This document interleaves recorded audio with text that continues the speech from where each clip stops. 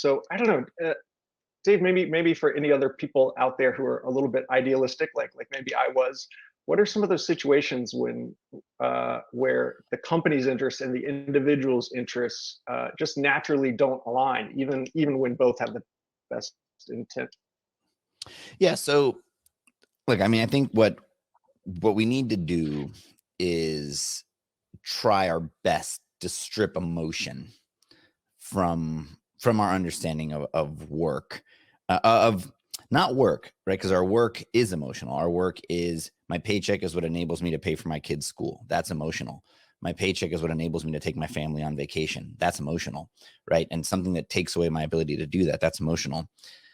But my relationship with that entity that makes that possible, or that I'm choosing to deliver services to, does not need to be emotional.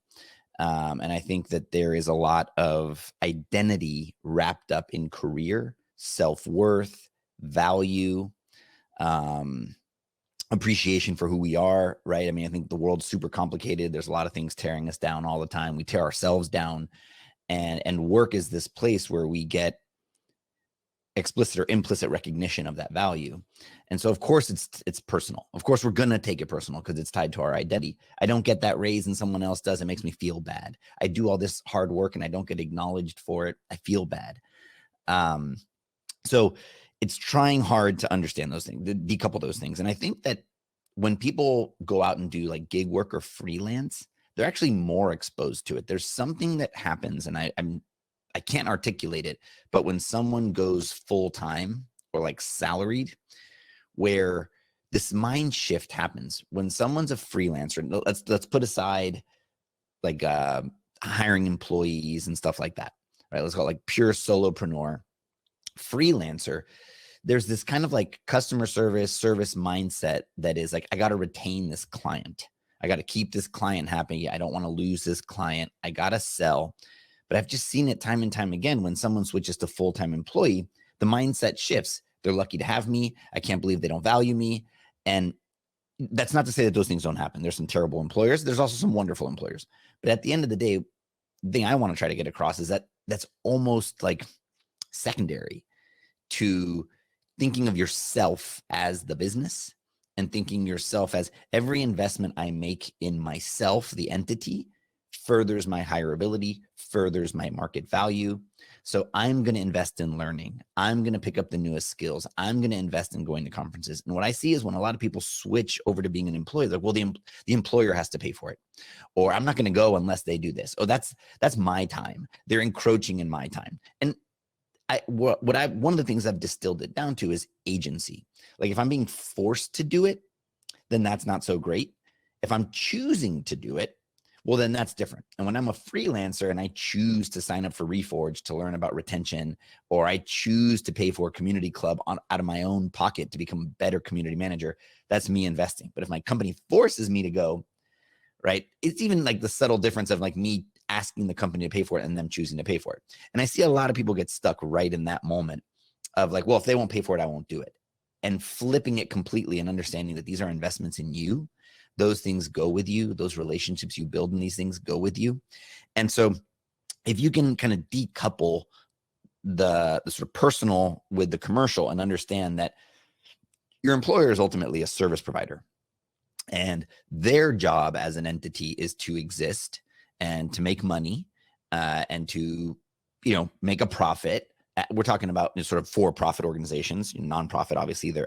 But I think understanding the motivations of the organization are key to seek that alignment. And I think some companies are very capable of playing the long game, especially if they're kind of secure in their finances, they're well established. So I think, understanding the company itself is also very important. Take a company like Shopify. I think they do everything right. They go above and beyond to help their employees. They make amazing investments in their employees, but they're now a super, super successful company. I don't know if they were able to do that in their early days. It seems like they're sort of good at their core, but take Teal as an example. We only have so much money. We're venture backed. We're pre-revenue. There's certain things that we would love to be able to do, but we can't at this stage, but we intend to do. So I think understanding like where a company is in its moment, what it's sort of optimizing for, with like, survival versus sustaining, and then seeing how that aligns with what matters to you. And I think, trying to understand a company's intentions, looking at its leaders, how they behave, but then also understand, like, just being realistic about where they are and what they're optimizing for at the moment is going to, hugely affect the way that they treat you and their ability to sort of tend to your career in a longer term way. Absolutely. And I think that's maybe one of the reasons why, in general, we tend to think about our career, path and choices the most when we're looking for a new job.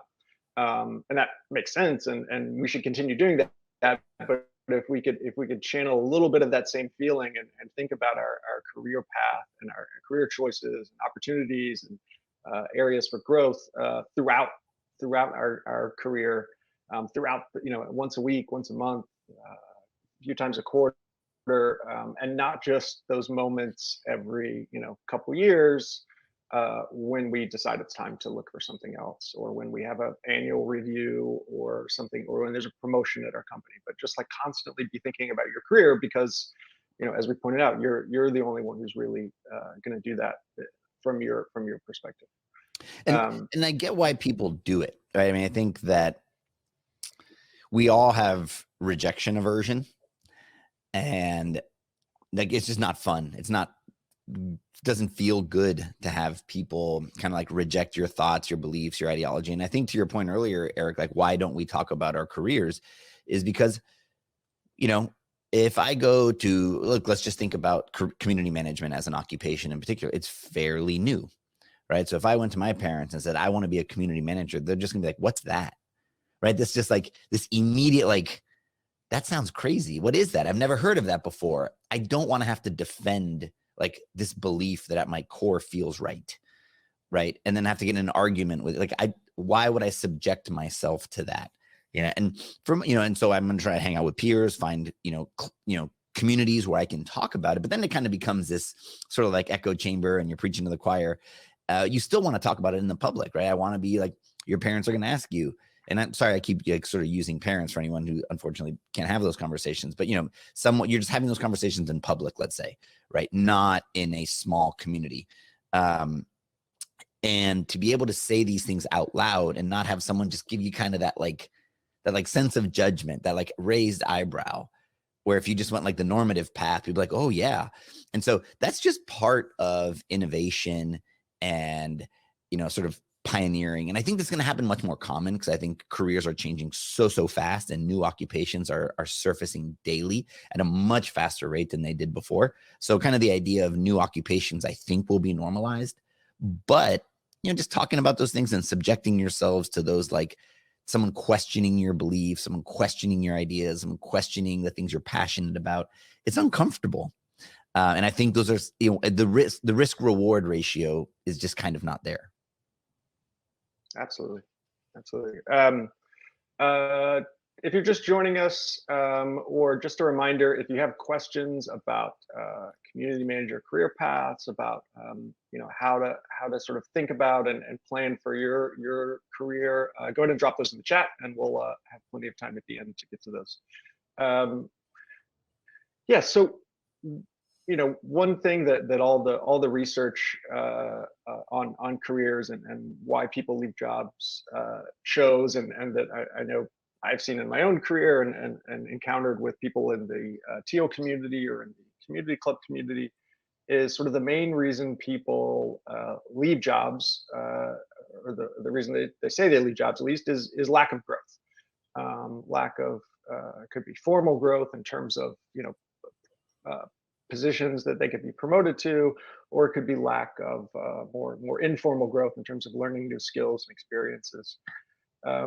Dave, what are ways that we can, if we know that that's one of the more likely causes to be unfulfilled and unhappy in a role, what are ways we can really invest in thinking about growth kind of before it gets too late, or when we are considering something new? Yeah. So what I've seen with more common than not is that people are pretty clear on what they don't want to do, but they're not as clear on what they want to do. And or another way to frame that is like what I'm running away from versus what I'm running towards. And the running towards is hard because the choices are kind of infinite, right? The running away from, that's the thing I'm experiencing every day. I can understand the dissatisfaction and the pain. I was like, I don't want to do more of that. And what I want to run towards is not necessarily like the inverse of it. So, right, let's say community management, for example, maybe like I don't like doing the customer service part. I'd rather be more on like getting people excited about the product. But even that understanding of like this, like reactionary, people are upset and sort of like, getting them back to a place of happiness. Like, Erik, you're really, really good at that. And actually, I think you kind of enjoy it, like getting people from a place of unhappy to happy, right? Some people, that might not be exciting for them, right? That might just be like too much. They want to get them from happy to happier. And so it's like trying to focus on like that understanding of what are the things that charge me up, where do I want to grow, where are there, like how do I want to invest my time in building those skills. So I'd say that's first and foremost, because I think what I see is a lot of people say I'm not growing, but they can't really articulate what growth looks like. And those people are the ones I see like jump to jobs, and they still don't hit that place of like fulfillment and happiness. And that's just kind of like, I don't know, career darts. You're just kind of like hoping it hits, it's like, and hoping you find a manager that sort of is able to kind of like shepherd your career. Look, that works for some people, but I think that you could endure a lot of discomfort on that journey to getting there. If you focus on that time and energy of understanding like what you want, you could be a bit more deliberate about it. And you may not even have to change jobs. Then it's understanding, okay, what kind of experiences do I want to get exposed to? What kind of rooms do I want to be in? What kind of situations do I want to have experienced? And then you can start to be a little more, frankly, like pushy for those things. And then if you're not getting those and you're not getting the access, then you can consider moving, but you're going to be that much more positioned to understand what you're looking for. When you go to interview, you say, this is exactly what I'm looking to do. I want to be in situations where, community management is being launched for the first time at a company. Or I want to be in a situation where community management is a robust part of the company and I want to be a part of scaling it, right? The more you can articulate what you want to do, I think the easier it becomes to be in a job you're excited about. Now, what I would say, a caveat to that is don't worry about looking too far out, right? Recently, I've been doing a podcast called Nonlinear with these career conversations, and it's been awesome. And what I've seen is the folks that are the most charged up is they weren't planning too far out. They were like really diligent about like what was next and some clear intentionality on what was next, then maybe like what was next after next, but not too far out. And then they allowed kind of like what happened in that next situation to like open up their possibilities for what would come next. And so I think not letting yourself get overwhelmed by having this like perfect plan of what all the things to come, because there's just too much to control. The context could change, the industry could change, your interests can change. But having some clarity on, okay, this is where I am today, and these are some of the things I'd like to experience next, that's going to empower you to have a more clear conversation and speak about like what you want, and actually increase your chances of getting it. Absolutely. Yeah, I like that. Having, focusing on what you want, but making sure it's not too far over the horizon. And having that nice balance between looking forward and being open to adaptations and opportunities and changes in your situation or the situation of the industry. And I think one really tangible tool that I know has helped me and helps. There's a lot of reasons to do it. Is to have some sort of reflective practice on your career. It's what we spend a majority or as much time on our career and work as we do anything else, and keeping some sort of record, some sort of reflection on the projects you do has a bunch of benefits. So whether that's a journal, whether that's notes, whether that's some sort of record, Teal has a great tool that's built into the resume builder where you can keep track of achievements. One that's really going to be helpful when it comes time to look for a new job or to talk with your manager or HR about a promotion or a compensation raise. It's going to be helpful in those interviews, but also to what Dave was talking about, it's helpful for you to crystallize and reflect on what are the projects you really liked, what were the ones you really excelled at. So just keeping some sort of record, whatever, the Teal Achievement Builder is great, a paper notebook is fine, whatever works for you. I think the important thing is again, this is, careers are what we're going to spend, what is it, 80,000 hours in our life on. And so just keeping track of the projects we like, the things we're curious about, the things we didn't enjoy, our own thoughts on these things can really help a lot when help us figure out what we do want to move towards and what we want to move away from as well. And one thing I'd sort of add to that is, I think in this category, and particularly of community management, is we're going to hear like what we do is not measurable. Right? Because I hear that a lot when people are working on their resumes. They're like, "Oh, what I did isn't measurable. There's no numbers for it," and I like fundamentally disagree.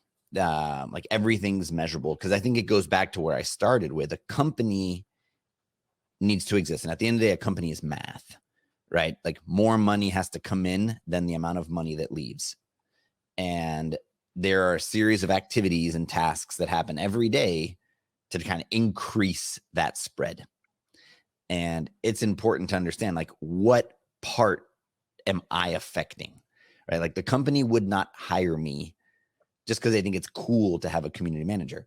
There is some underlying intent. It is, we want to retain our company, our customers longer. We want to engage with them in the public so that they sign up. There is some underlying intent. Now, the company may not articulate it. They may not know. They may say, "Hey, look, we just think a community manager is rad. We see other companies being successful doing it, so we just want to bring one in." It behooves you to do the work to extract the intent in the interview process, in the dissecting the job description, because that's ultimately going to lead to the misalignment. If you think you're there for one thing and they ultimately had another reason but weren't able to articulate it, you want to understand that. Then those are going to be the numbers, right? Where you brought in to increase engagement, right? All right, ask, "Hey, what's engagement today?" And understand what's engagement as a result of the activities you're doing. At the end of the day, a business is all about numbers. And if a company tells you otherwise, it's just not true, because they've got to make money. Otherwise, the company can't exist. So understanding what's the state of the state. And if the company doesn't measure it, then make an effort to measure it. Where I see people get hung up here is like precision. It doesn't have to be so precise, but having some understanding of like, what metric in the company are you there to affect? And if they don't have one, try to find one, because that's going to help you. Then you're going to be able to articulate your value. You're going to be able to articulate, your impact on the business. And that's going to help you for yourself, just to understand. Then you're not going to need like external validation. You're not going to need recognition from your manager. It's great to have it. I'm not saying, good managers would do it, but if you're affecting the business in a positive way, our retention for our users, we're looking at our cohorts before I got here. And then, now I got here, I started to do these things. I started to engage with them in these different platforms. I'm using something like Commsor to measure that activity. And I'm seeing that now, 10% of the people were around after 30 days. Now 15% of the people are around for 30 days. Well, that means I just grew that by 50%. That's huge. Now if you want to take that to the next level, understand like what that means to LTV, what that means to revenue. But the more you're able to articulate your impact in that form, even if you don't find that stuff interesting, just at a super high level, again, one, it's going to feel great to understand your impact on the business. And two, it's going to be hugely impactful on your ability to market yourself and sell yourself for that next job and to grow your career. Absolutely. And that doesn't mean that you have to limit yourself to just sort of those top line or financial type numbers. You can, if what you love most about being a community manager is being able to help people when they reach out, or having deep sort of back and forth conversations with sort of high touch engagements with new members as they join, keep track of that. It just as both in terms of helping you sell yourself, and in terms of just reflecting on your own work. Us human beings are wired to give more weight to numbers than we are abstract sort of notions. So keep track of those things. You decide what's important you decide what you want to measure, but make sure you're measuring something. Make sure you're doing what you can to quantify it, even if it's difficult. And I think it is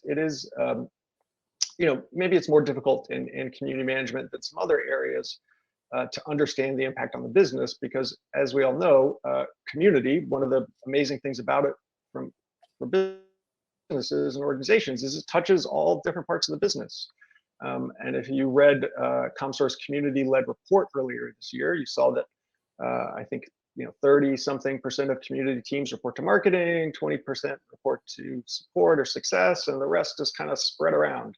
And I don't think that's an accident. I don't think that's just because it's new. I think it's because it kind of can make sense depending on the business under any one of those more traditional departments. So that means as a community manager, you may be the one sort of being the intermediary or trying to define and work on the things that cut across those traditional silos, which can be difficult. It can be rewarding, but that's even more reason to really figure out the impact on the business and to quantify the work that you're doing. Cool. I want to talk about two sort of common situations, not just for community management, but just in general as we're going through our careers. And one that I think is maybe especially hard for community managers is when you're either a team of one, or you're the sort of top community person. You're the expert in the company, even if it's 5 people and you're the only community person, or 100 people and you've just become the first community hire. And so there's no one knows more about the art or discipline of community management at the company than you do, which can be super exciting, but it's also tough because you don't have anyone internally to talk shop with or to lean on or look to. But just in terms of career growth and career path, what are the things to keep in mind if you're in or considering joining that type of situation? So I think it's understanding like what matters to you. I just see, over and over again, people are doing work that doesn't align with their values, and doing that like introspective work is kind of what aligns with that work being fulfilling and being the thing you're excited to sort of jump out of bed and do, right? And not every day is going to be like that, right? That's a fairy tale. But I think you want that the majority of the time, and sort of being in tune with like, are more days crappy than good? All right, well, something's off. And, let me sort of reevaluate. To answer the question, I was kind of part reading the Q&A. So I want to make sure I didn't totally whiff the question.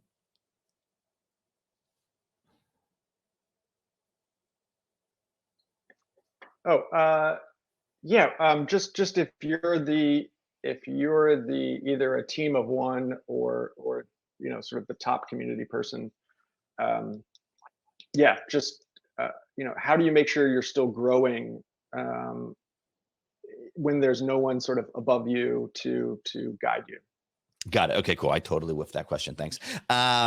So look, I think now more than ever, there are an amazing amount of resources for any topic, right? I mean, look, you're putting on this conference for free, right? If you're a solo community manager at a company, you could be at this. And so what I hear from a lot of people is, I don't have time.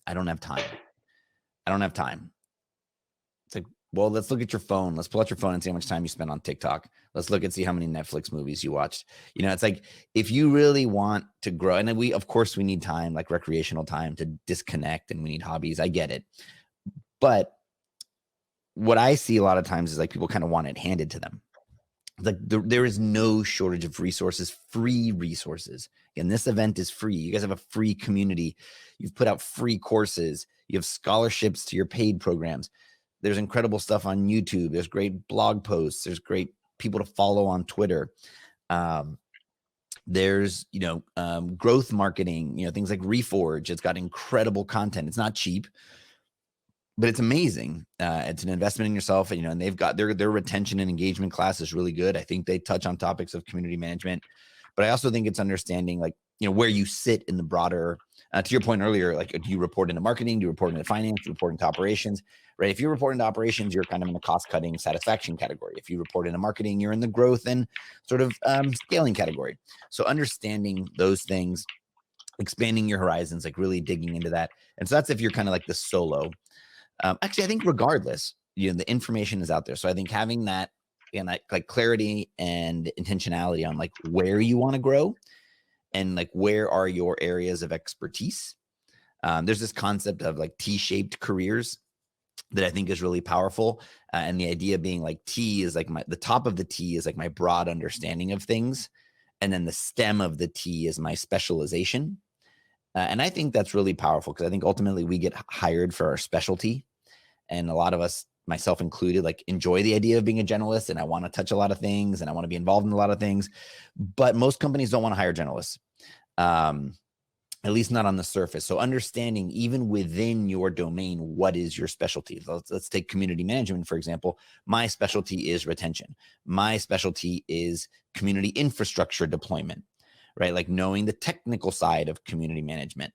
But there's all sorts of specializations that one could have even within being a generalist. And I think starting to pick those things can lead to a lot of growth. And honestly, you can start to then feel the accumulation of skills in a much more concrete way, and give yourself a plan, right? And also do things on your own, right? If you're feeling stunted by your ability to deploy things at your company, do it on your own. Start a community. I mean, it's easier than ever to, start a community for free, right? Start up a Slack community on a topic that you care about. Start a subreddit. There are ways that you can hone your craft on your own. I also see that a lot. I see a lot of people saying, oh, I can't. They won't let me at my company. That's just fine. Take control of it on your own. Do it on your own. Test these techniques. Test the things you want to do, engage in other communities, be experimental. Because ultimately, I think we learn by doing. And that's something I get trapped in, is I end up watching a bunch of classes. I watch a ton of YouTube videos on how to do something, but then until I actually start doing, I don't start learning. And I think more often than not, we can do these things on our own without the company. Now, be careful of doing it under the sort of name of the company if they really don't want it. But then it's going to even make that much more of a case for yourself. Say, hey, look, I launched a community on this topic. Look at the engagement I'm getting. Look at the actions that people were taking. I think we can do this for ourselves, right? So it's same with the achievements and the accomplishments and the metrics. The more you can prove that you can do something, and the less that people just kind of need to believe you and trust you, that'd be great. But a lot of people have things on the line, and they kind of can't just do that. So the more you can bring proof to the table, the more you then get a chance to flex your skills, try things, grow, and then you can make a case for doing the things you want to do. Outstanding. Yeah, and I think, I don't know, when I've been out of college and working for a while, and I know sort of at the beginning of my career, there was more concern about doing things on the side and sort of nights and weekends and side hustles and projects like that. But I think these days, it's not to say it's not something to keep in mind, but I think there's companies are more likely to embrace it than in the past, and it's more likely to be a benefit to the company and your growth, and not something necessarily you have to hide. Yeah, and I think that something there is, if it's really about honing your craft and building your skills, I don't think anyone's going to get upset about that. If I'd say it's a commercial endeavor, not that there's anything wrong with it. Definitely be mindful of your employment agreement. No moonlighting. I think those clauses are going to go away little by little. Also, they're very hard to enforce. But if it's truly about honing your craft, if you're looking to make more money, look, side hustles are great, but I'm kind of a believer in focus. And so just like find a job that can pay you more money where you get to do what you want to do, unless you want to go start a company. If that's your ultimate goal, then that's a different thing, you know. But if it's really about like honing your craft and you want to make more, well, all these things go hand in hand. Get much better at it, prove these metrics out, and then go ask for a raise, right? So that's where I think like if something starts to distract you from work, that's when people get a little antsy about it. But if you're proving that you're a thought leader in the space, look, here's a great example. Eli Weiss, right? He's really become a thought leader in customer service and customer experience. And he'll be on our podcast in a couple of weeks. And it's his story is amazing. You know, he's been at it for 4 years. He's now got 10,000 followers on Twitter. I think he's turning down job offers left and right because he's really established himself as a thought leader. And companies feel really lucky and happy to have him. And so I think you can absolutely do that. That's an asset for you. And so I think there's lots of ways to kind of build those muscles and grow, ideally within your company, but if not, definitely on your own. Absolutely. Cool. We're going to get to some of the questions here. So we had a question: how can community managers better leverage the one-on-one time with their manager to strategize their career path and growth? So look, this is another example where I think one-on-ones, people expect their manager to take control of it. If you have a great manager and you're lucky, that's fine. But this is your time. Come with questions. Right? Don't just expect that they're going to take you under their wing and like shepherd your career and show you the way. That's like rolling the dice that you got a manager that does that. Make it 100% chance, or let's call it 99% chance. Like, come with questions. Be curious. Be inquisitive. And there's a way to do that without being pushy, right? It's like, hey, so what's next? How did your career? What did you do to get here? What are the things that you think I need to do next? What are the areas I need to focus on? What are some skills that you're seeing that I could attain? Come with a lot of questions, prepare, have that clarity on what you want to do next, and have this person help you understand what's next. And so I think that is their obligation as your manager to help you. But, but you have to ask for it. I think, I wouldn't leave it to chance. That's my big thing. And that's why I think I see people fail on the one-on-one. They think it's their manager's job. And sure, technically it is, but if they're doing a bad job, do you want to just leave it to chance? Right? Then it's like, oh, well, my manager stinks, so that's why I'm not growing. Well, now you're just like it's ultimately your career. This is yours. This belongs to you. You're in control of this. Every one-on-one that goes that you don't get value from, that's ultimately your loss, not theirs. In the longer term view, of course, if they can say, hey, look, all the people I've managed have gone on to be super successful, that's great. But that's a bit more like, that's a longer time horizon than I think most people think. What's for sure is that time belongs to you, and then you 100% benefit or lose out from that. So I would say you take advantage of it. You do everything you can to extract as much value from those interactions as possible.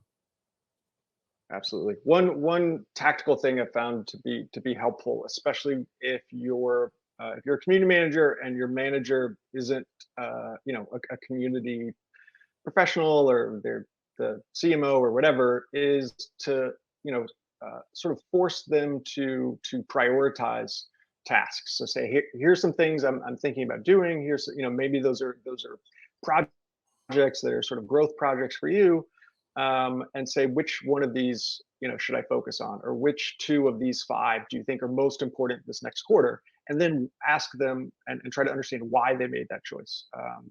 You don't necessarily have to agree with it, but just really getting them to share why they, the strategy behind those choices and priorities, and how it affects their perspective from being able to see other parts of the business that you may not have insight into, can really help you, help you grow and help you understand how the work you're doing in community impacts the rest of the business as well. Great question. We have another one here. Any artifacts or exercises you found helpful for aligning on a shared career vision and plan with your manager? I have not, but that doesn't mean they don't exist.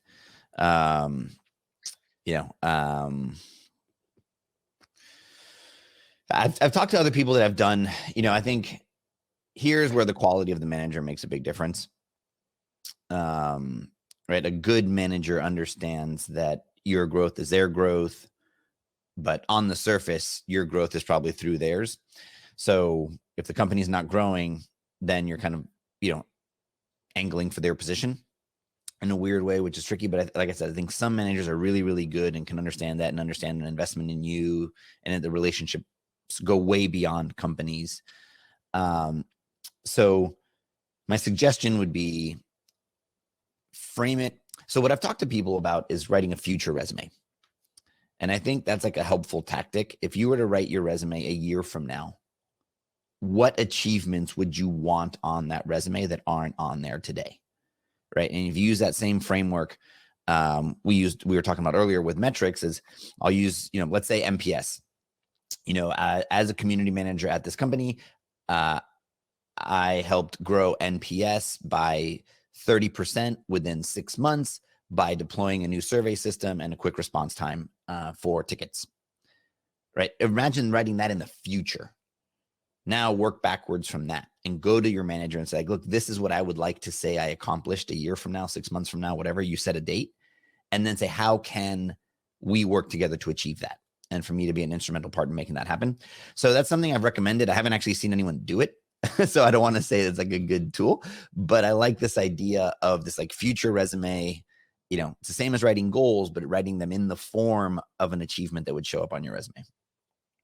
Absolutely. That's where looking at job openings that are things that, might be something you're not necessarily ready for now, but maybe a year from now, 2 years from now, look at those, look at the requirements, look at the things those job descriptions prioritize, and look for where there might be gaps or where you need to improve things. I also think, and maybe not everyone will respond, but reaching out to the hiring manager and say, hey, I love my job where I am. I'm not interested in this role, but I am curious. What do you think is the most important thing you're looking for? I'm earlier in my career, and I'm just making the pivot to community management, and I just want to understand. And I think maybe a third or half of the people might actually answer you and provide some really good insights. But looking at job descriptions down the road, I think can really help you ask the right questions and add the right types of things to that future resume, which I absolutely love.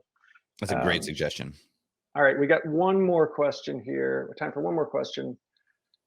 Let's see here. So here's a good one. As a standalone community manager, or any community manager for that purpose, how do you take a step back and get out of the weeds? I want to focus on more of the overarching vision and strategic programs. And I know this is especially challenging for community managers because you have to respond a lot of times to more urgent but less sort of important or less long-term things when someone in the community needs something or whatever. So how do you make sure you're able to take a step back and think about that longer term vision and strategy? At the end of the day, this is a time problem, right? This is carving out the time. And so what I've done, Erik, I'd be curious to hear, you being more in that situation directly, but I would say sort of protecting that time. Like if it's literally on your calendar, tactically making a block of time and, for 3 hours on a day and say, I'm going to turn off my notifications. I'm going to, turn off Slack, and I'm just going to focus on that.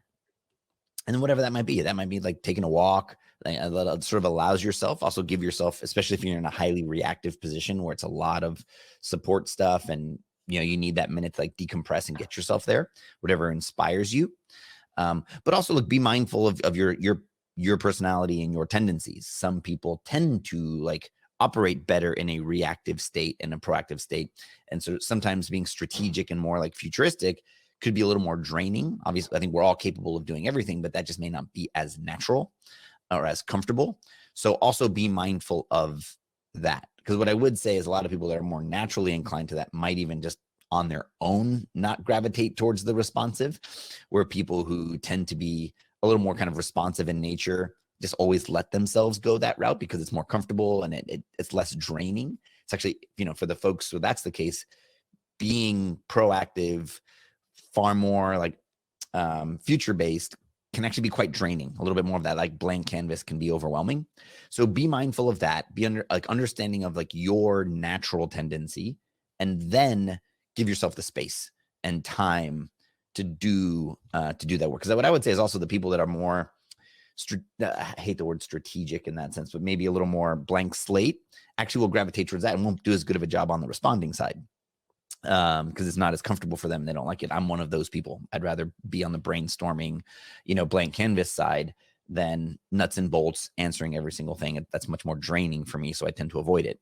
But I think understanding that aspect of yourself and then give yourself the time and space, like for me to get into that like finishing T crossing, I dotting space, I have to there's like a buffer of me to get there. I got to get super focused.